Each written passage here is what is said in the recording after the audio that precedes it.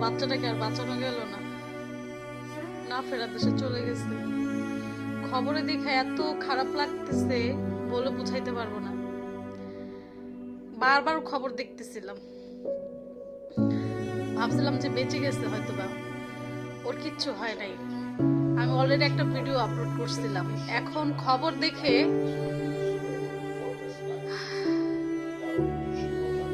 আমরা বাইরে ছিলাম, বাসায় এসে দেখি নিউজ শুনি যে বাচ্চাটা উদ্ধার হয়েছে 9টা বাজে।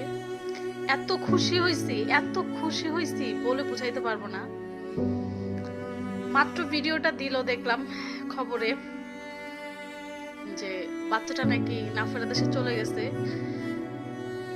9টা 40-এ। আরে